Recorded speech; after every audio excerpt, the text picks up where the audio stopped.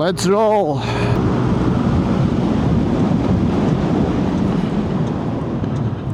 Dude. So this is the place where that tourist was killed this summer.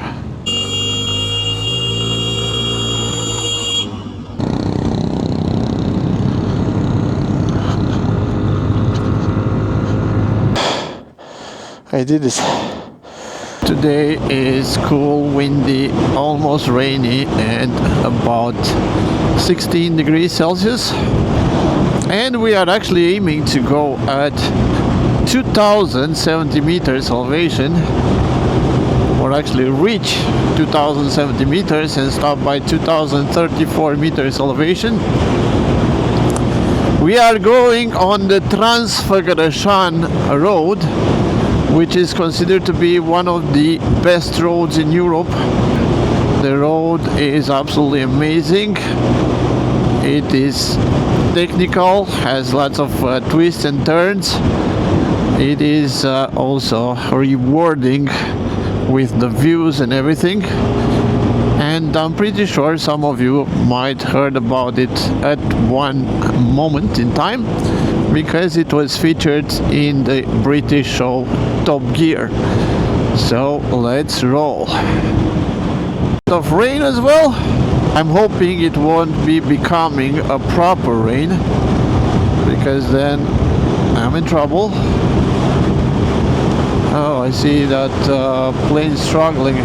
Dude, they must be having some crosswinds.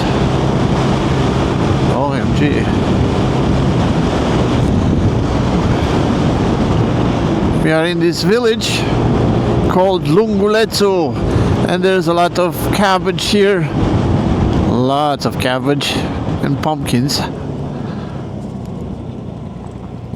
And kind of stinks. That's also because well, cabbage is actually kind of fermenting by itself and has its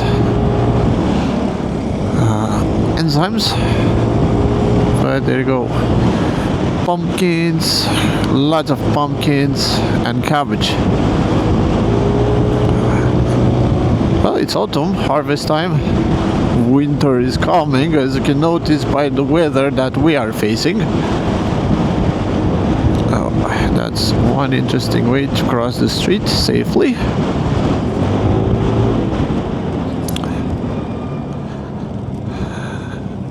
And still Adi leads the way. There you go. Potatoes, cabbage, potatoes, and pumpkins. Pumpkins everywhere.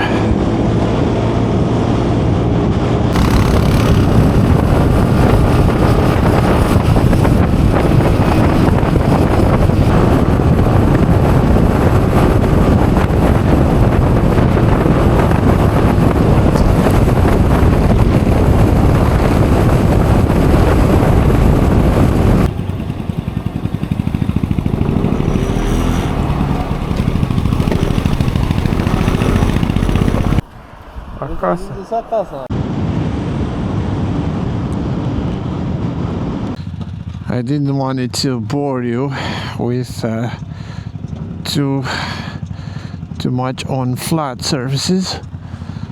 So here we are. We'll be starting to climb on the Transfagarasan road. Here we go. First is Prob. Prob is a video editor, one of the greatest, and he's with his GS 850. Then it's Adi on the Royal Enfield, and then it's me. Behind this corner, the view starts to be absolutely amazing. And here we go! Adventure! Let's roll!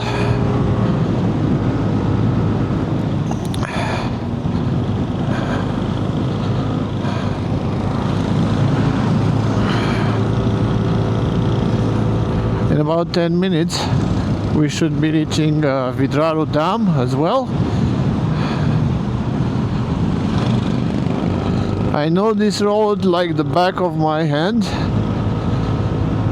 but only on 4 wheels.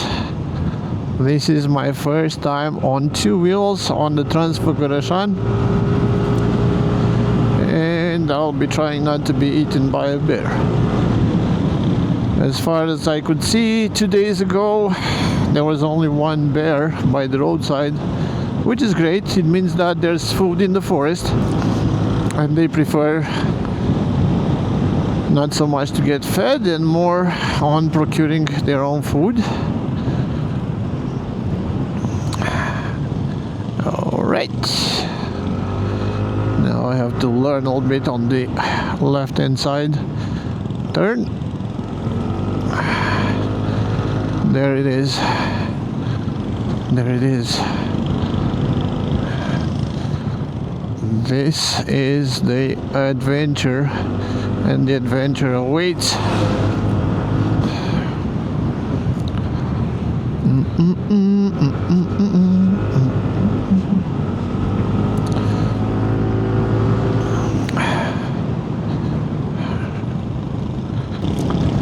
I am so fortunate to be able to come on this amazing road and only drive for, well, typically a couple of hours. Today more than a couple of hours, but have a look at this.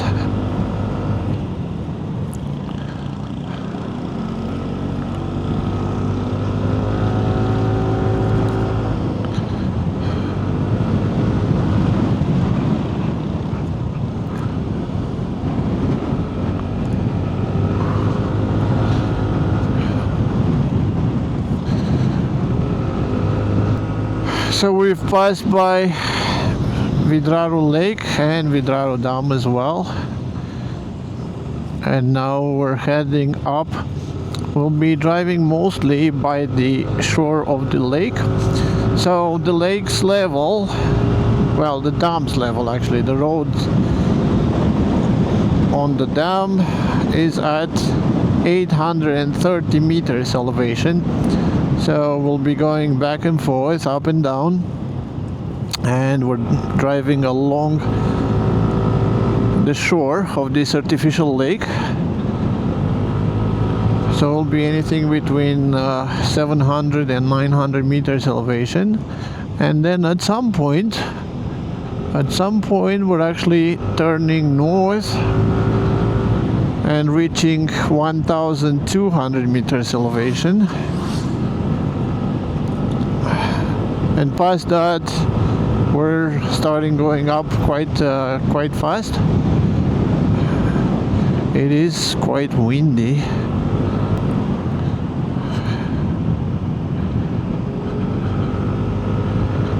And there we go. This is the place where that tourist was this summer. Ironically, behind "Do not feed bears" sign. And now we have the gendarmerie and the forest rangers basically filming people feeding bears and finding them.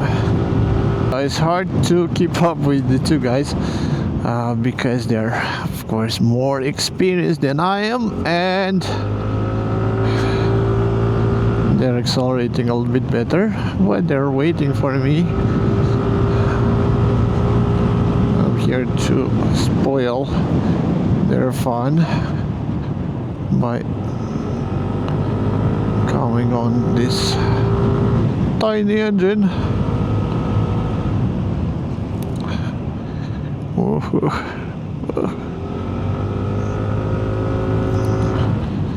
And again, I know the road, I know the corners, but it's different on two wheels.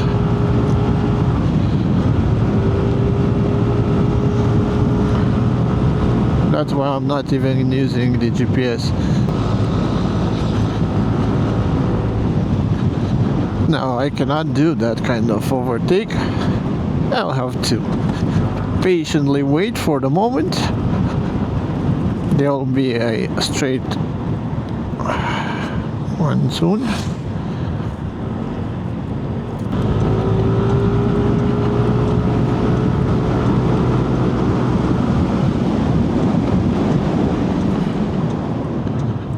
Dude.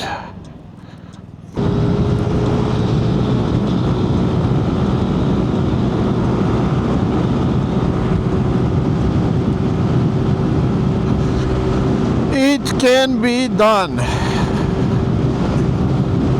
You can do it if you prepare for the trip mentally.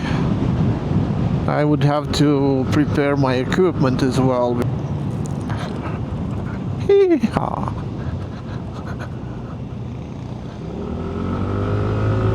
Behind this corner we'll be starting climbing a little bit. There'll be some very nice switchbacks. Can't wait to test them out. There we go. Woohoo!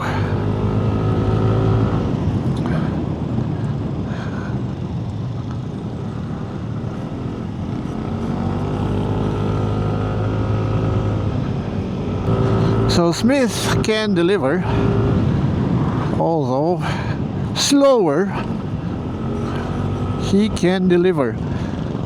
Reaching the treehouse thing, treehouse restaurant or something. There we go. Nice.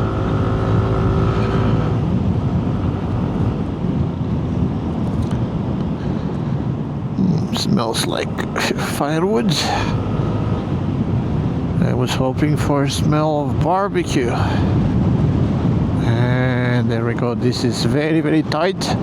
I like this corner on the car because I like to come like this. And ram.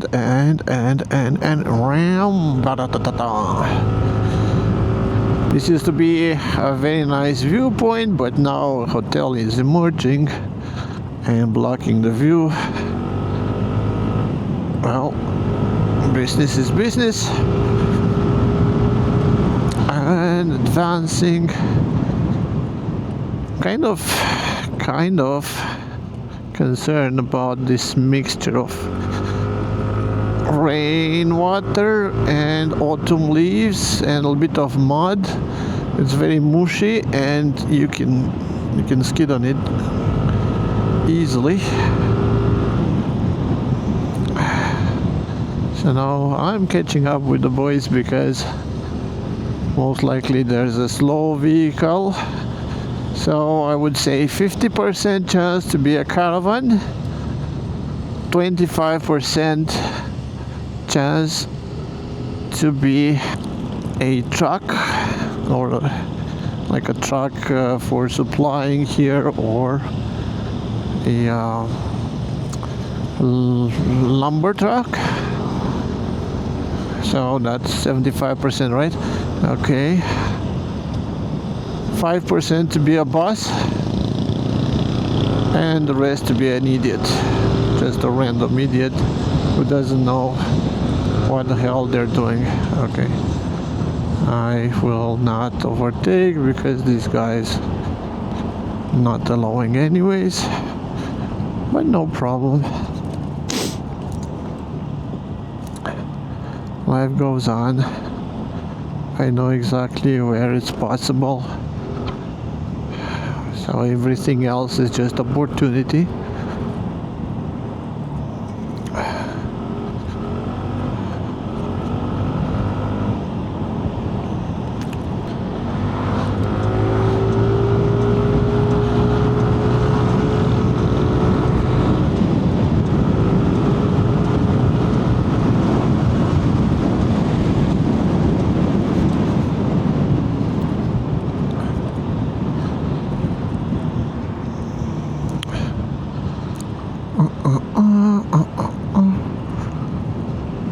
Trying not to be the zombie, with some success.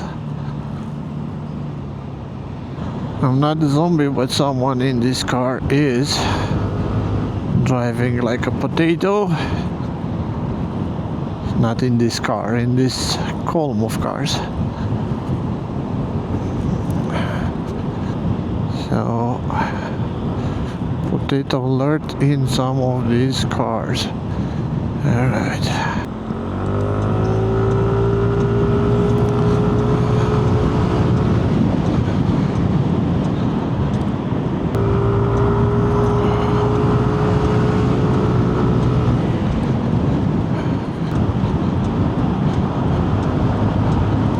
go.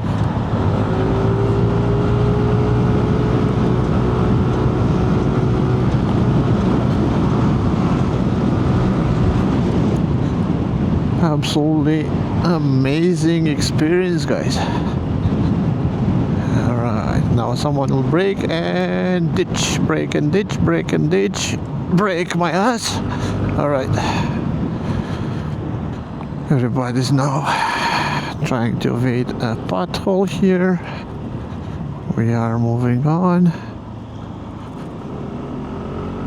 Lots of rental cars here. And now I'll be talking about Transfagarasan and the impact of mass tourism on it. So this is a public road, but it's not used very much as a commercial road. So it's only open for 4 months per year.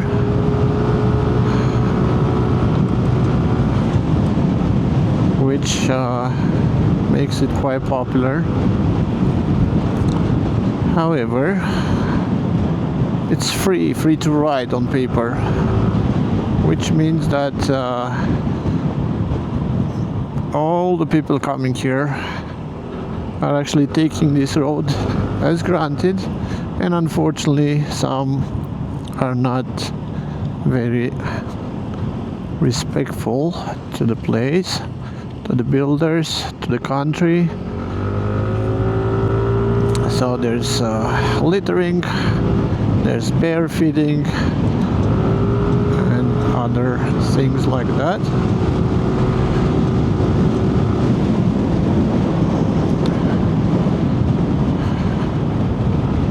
So most likely it will be taxed. They bring in these old beater vehicles which are producing lots of smoke, and also sometimes even on truck chassis, so blocking the road on top of bringing pollution, and they're not spending a dime. This is because they only purchased things from the grocery store or from the supermarket, and putting gas at the gas stops, and that's that.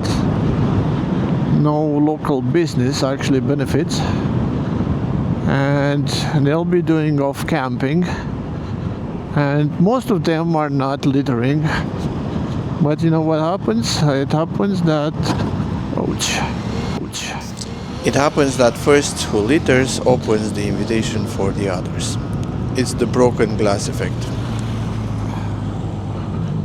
Alright.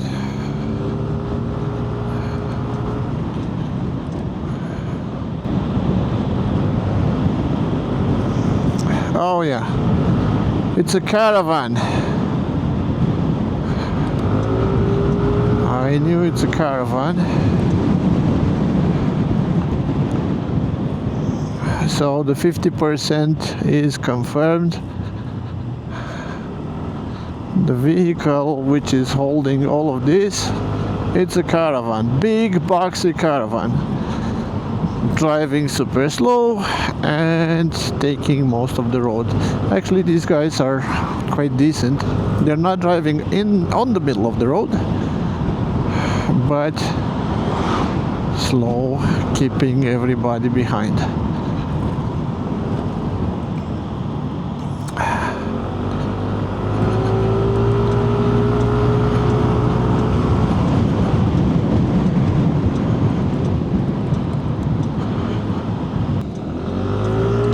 Ce pula mea faceți, mă, fraților?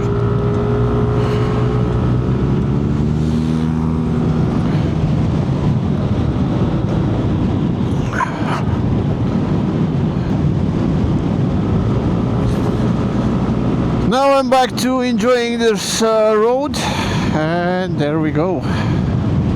It's going pretty well so far, so good. Super nice. Woo. Yeah, so what I was trying to say is that this road shouldn't be open for everybody at the same time, because some people are just abusing, and instead of being grateful to have the opportunity to drive it for free, they started exploiting everything. So as a result, it will be taxed, to which I agree up to some point. So I'm generally against taxing. However, when people are abusing things, that privilege should be lost.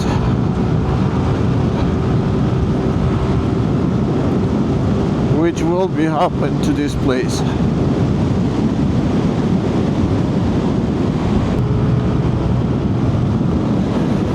Woo!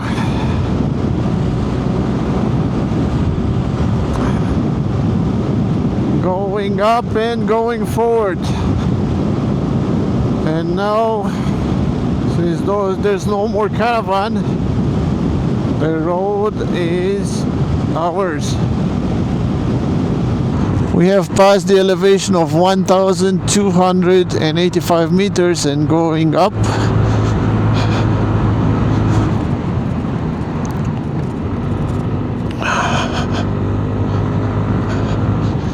See all this debris from trees. This is the outcome of a huge avalanche that took place a couple of years ago in April.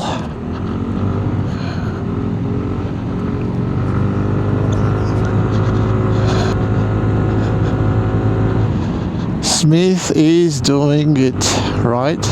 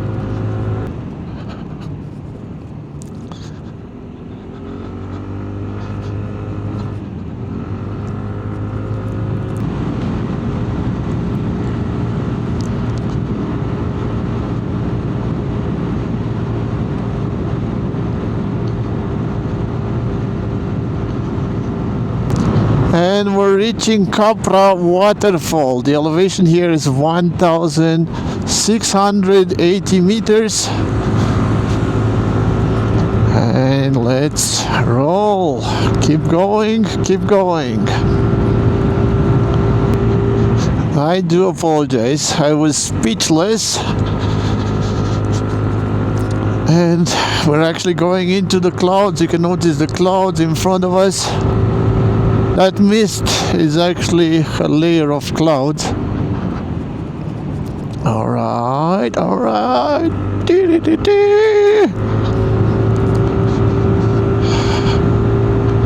Amazing. Absolutely amazing.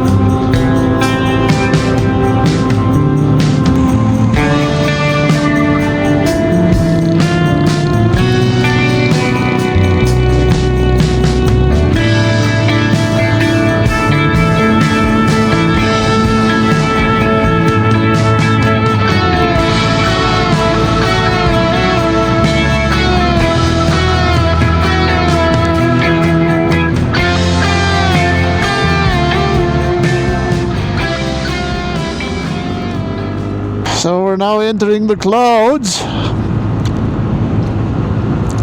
Soon to be reaching 2000 meters elevation.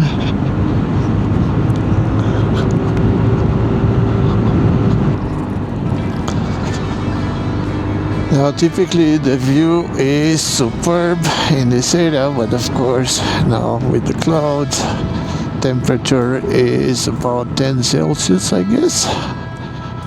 So this is what we have, and we'll be soon in the tunnel.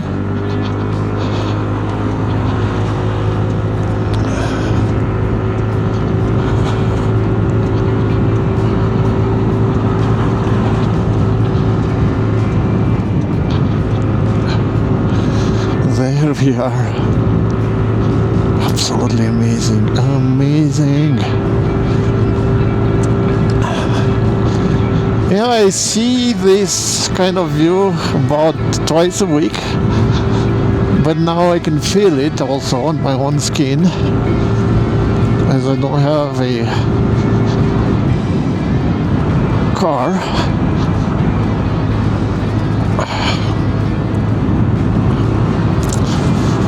So now we'll be reaching the highest point of the road, which is the tunnel, almost 1 kilometer long.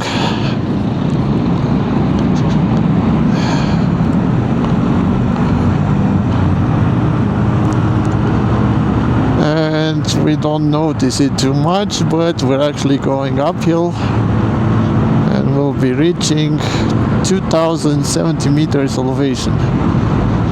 And it's not completely foggy. Wow, it's not completely obscured. On the contrary, we might be having some view. OMG, OMG, that's so nice.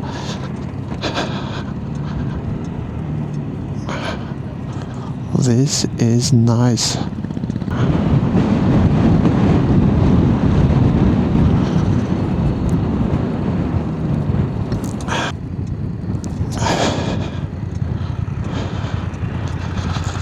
Hai la poze până nu vine norul. Alright. Alright. I did it. I came on Transfagarasan road on a 125cc scooter. This road was built as a backup military road to connect the garrison of Sibiu, which is down there, to the one of Pitești, which is on the south, and was built in record time from 1970 to 1974. The context was the invasion of Czechoslovakia by Soviet Union, together with other Warsaw Pact members, and we can enjoy it every day. Although I need to make an improvement on the equipment. Here I am. There's the road. Absolutely amazing. We came, we saw.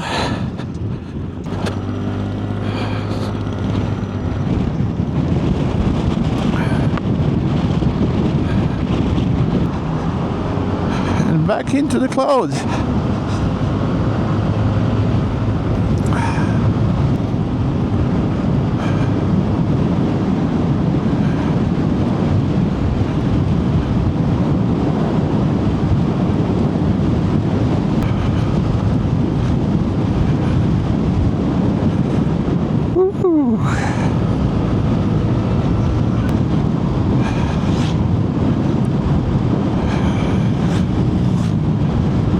I must confess that I didn't plan very well today, and I'll be ending up Bucharest very, very late. But look at this view.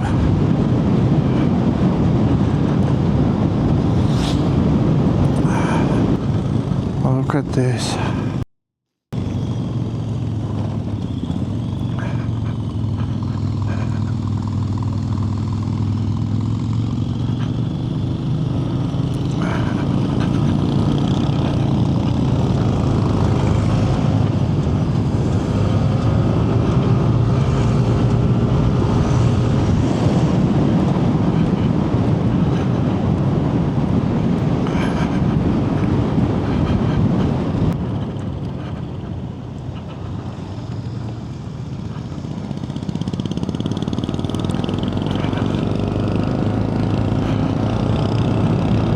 I remember overtaking this bus at some point.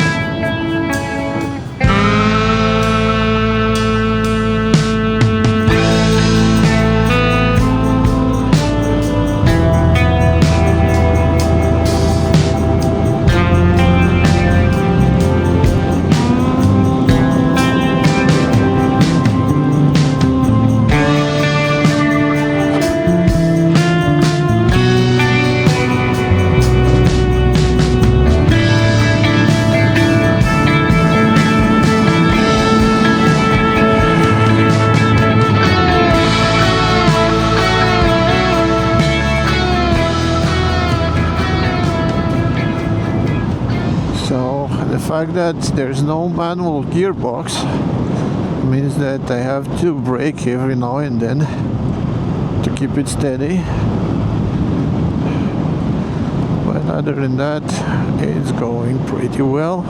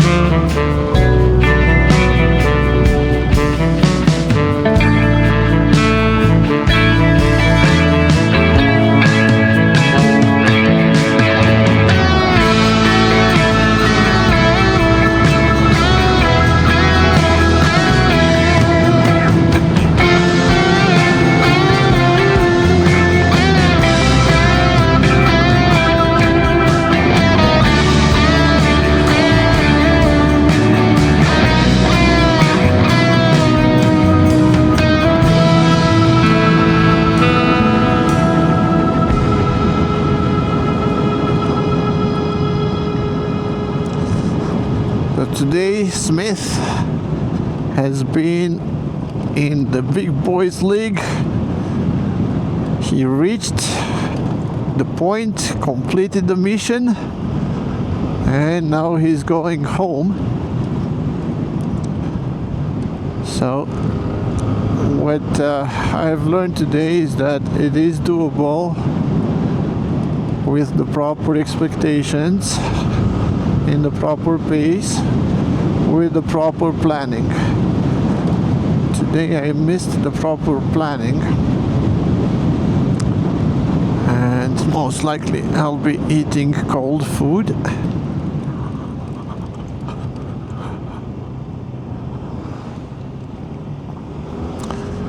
So what we'll be noticing is this kind of debris, and this is the outcome of an avalanche which happened in 2022. So all this entire mountain was swept away by the avalanche. So there used to be a forest in front of us, just like this one here. But you can notice trees were toppled over. Immense avalanche, absolutely huge. The type of avalanche that happens every 80 to 100 years.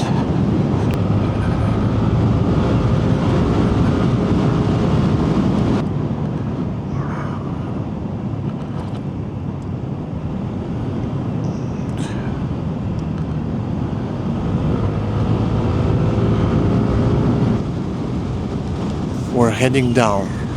I'm shivering from the cold and realizing I didn't bring the right gear.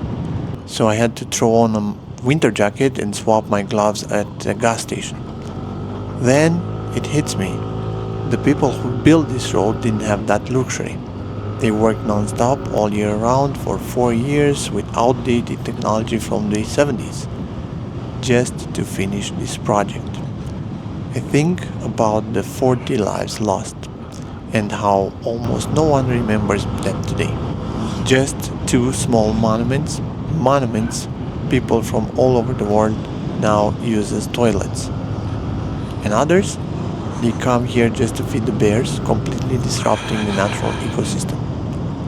And just as I was thinking about all this,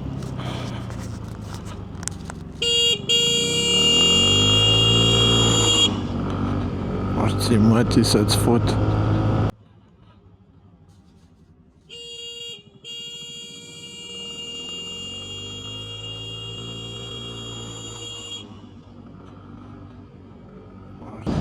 They stopped to feed the bears, and well, there we go.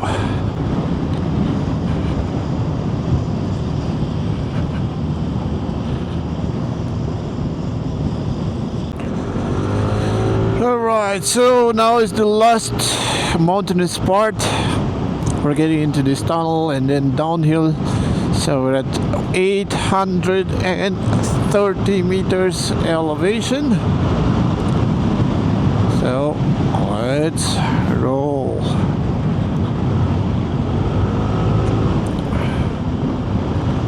There is a possibility that we might be meeting some bears like the ones earlier, although I'm not necessarily happy about it, as I don't have any protection shell like a car. I don't mean shell as body shell, because that won't do anything to protect.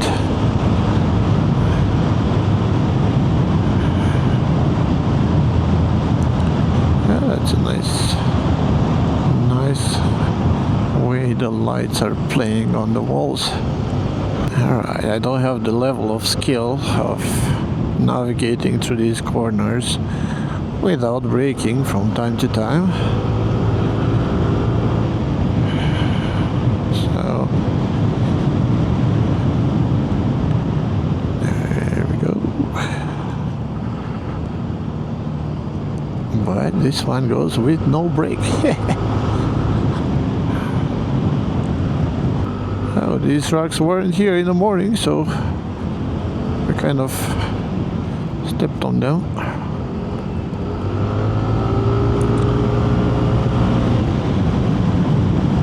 Let's try to keep it on the mark.